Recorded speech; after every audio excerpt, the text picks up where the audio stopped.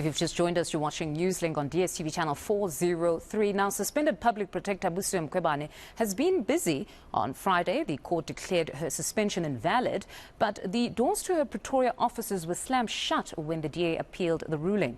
Mkhwebane is not giving up efforts to break those doors down. She's lodged an urgent application to ensure the order comes into effect regardless of any appeals. Let's discuss this now with legal expert Benedict Phiri. Mr. Phiri, good morning and thank you very much for your time as always. Now, at the heart of this particular case, at least from my observation, is that it's a case dealing with the principle of reasonable apprehension of bias. And the court in this instance found that the president, though rightfully having the power to suspend, could not have brought an unbiased mind to bear as he was conflicted. What did you make of that judgment in its entirety? Yeah, I think it's correct that those are the two central issues in the judgment, and that facilitated, or rather led the court to setting aside the president's suspension of Busisiswe Mkhwebane. And I think the most important thing to realize is that the rest of the investigations that Busisiswe Mkhwebane had said would not allow the president to be able to exercise that power legally, you know, CR17 campaign, Busasa, etc. The court said, well, those weren't really a problem.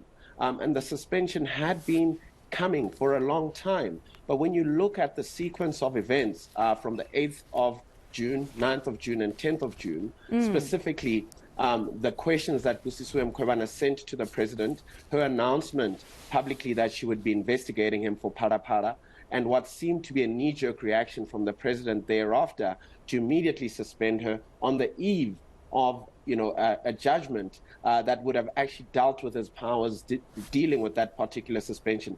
The court found, you know, that led to a reasonable apprehension of bias because, you know, there was no explanation as to why the president was so hurried in the circumstances, given that an actual court judgment dealing with that particular matter was coming.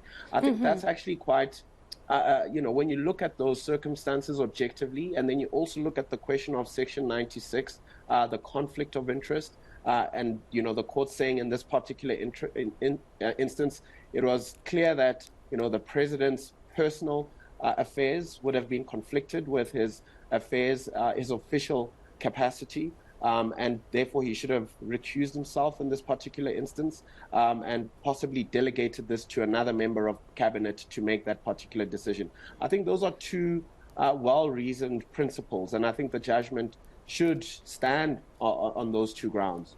And I suppose it's always important to distinguish between the two insofar as the apprehension of bias and bias existing itself. Because in most instances, the court is very safe to say, we're saying for the ordinary man, we need to eliminate that aspect. So in such an instance, you would have to remove yourself and perhaps have somebody else exercising what would ordinarily be your right to suspend.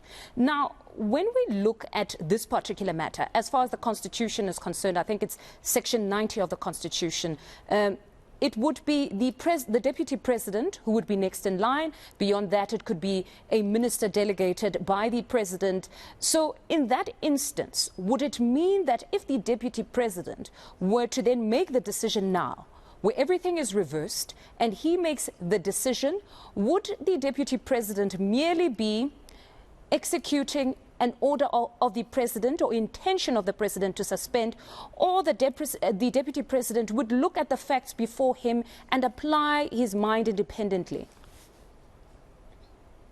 I think if we take the reasoning of the judgment as an indicator, if that were to be the case, then certainly the deputy president would have to look at this matter with a fresh mind, right? Because the court said, you know, what is actually most important is a reasonable apprehension of bias and not necessarily a full-on bias. You know, the moment you get to a position where you think that a person may be biased, then that person must actually think twice before exercising that power. But having said that, I think it would really be quite a dangerous move if the deputy president or any other member of cabinet decided to exercise that suspension pending all these various court processes, including a confirmation order by the Constitutional Court, which is required in this instance, and the DA's appeal. So, that sort of move at this point in time would really be risky and wouldn't be very well advised at all. Speaking of perhaps the Concord, another interesting order that was sought is the one to develop common law to include a rule automatically suspending the execution of an order which is subject of a pending rescission application, not the usual that we know because that one is tried. What are your views around that? I think, from a rational perspective, there isn't a real reason to distinguish between an appeal and a rescission application. If you just look at it as to what those two applications seek to do, I think a rescission application is a little bit different, because ultimately they're usually in the case where a judgment is given in the absence of somebody, or somebody was not aware of that judgment. So there may be a stronger argument not to have it on the same footing as an appeal, because if you've not participated in court proceedings and not been privy to those court proceedings and the proceedings are closed, I don't think it would be in the interest of justice to reopen those on the basis of, usually how we see rescission applications.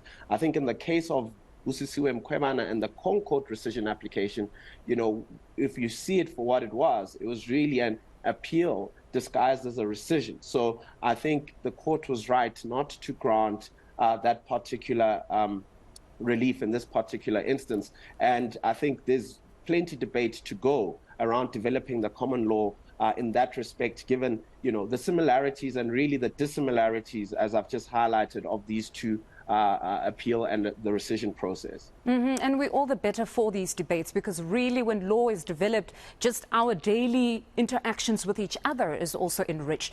But then to developments beyond that judgment, it's understood that Ms. Mkhwebane received a letter from the acting public protector stating that she had received legal advice on the status of her suspension, saying that the filed application for leave to appeal suspends the order, which we all know again is tried.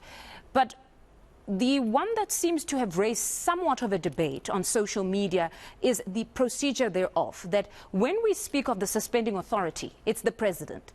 Did the two women need to interact on this particular matter? Was it for the acting PP to respond to this, or she should have directed the public protector to say anything pertaining to the status of your suspension, I am not the suspending authority, you'd need to communicate with the president? Ultimately, the public protector would have gone back to the office. And I think it is right for the acting public protector to basically confirm what the law is, because there are two principles that are actually applicable in this particular instance. The first is that, the Constitution is clear that if the conduct of the president is declared unlawful and unconstitutional, the Constitutional Court is the only court that can confirm that. And that matter must then go to the Constitutional Court for confirmation before that order becomes applicable. So that's the one principle that's actually applicable. And then the second one is obviously that the DA appealed the judgment, which in ordinary circumstances suspends the operation of the judgment. So I think what the acting public protector did was simply clarify what the actual legal position is to the public protector. And I think that's actually, it's fair, given, you don't want a disruption at the office. And in any event, I think that really is the law as it is. And, for any further developments, then the public protector must come back to court, which is what she's going to do if she wants to have a different outcome to what the law actually stipulates. Okay, so you would say, be that as it may, for those that are saying that, yes, the execution of the order is suspended. For those that are saying, but the communication shouldn't have come from her, you're saying that it's immaterial. Whether she was told by the president that the order is suspended, there's an appeal pending, or it comes from Ms. Kollega, it is neither here nor there, it still suspends the order. That's what you're saying? That's essentially what I'm saying. It is immaterial because ultimately it's an objective state of law. That's what the law is, and whether someone or the other tells you what the law is, I think it's immaterial from a legal perspective. I think from a political perspective, maybe there may be concerns, but certainly from a legal perspective, it makes no difference who tells the public protector that. And then just in closing, prospects of success. Ms. Mkhwebane is going to court now. She's filing to have that order executed pending that appeal. I haven't really seen the actual application, but it's a strange one to me because I would have thought that the first thing she wants to do would have the Constitutional Court confirm this setting aside as quickly as possible. So I thought she would want to enroll the matter on the Constitutional Court, possibly on an urgent basis as well. And the Constitutional Court could then hear the DA's appeal together with her confirmation application at the same time. I'm not clear why she's at the Western Cape High Court on an urgent basis. I understand she says she needs to complete the work of the Para investigation. But if you look at the Western Cape High Court judgment, in the just and equitable order they gave, they were very clear that it wasn't retrospective. Public Protector, and also everything that the Deputy Public Protector has done, you couldn't invalidate that because that's going to have really silly consequences. So I think it's important to keep that in mind around, the integrity of the work of the Public Protector's Office pending this process. And I think it would be wise to wait for the confirmation from the Constitutional Court. Benedict, thank you as always for your insights.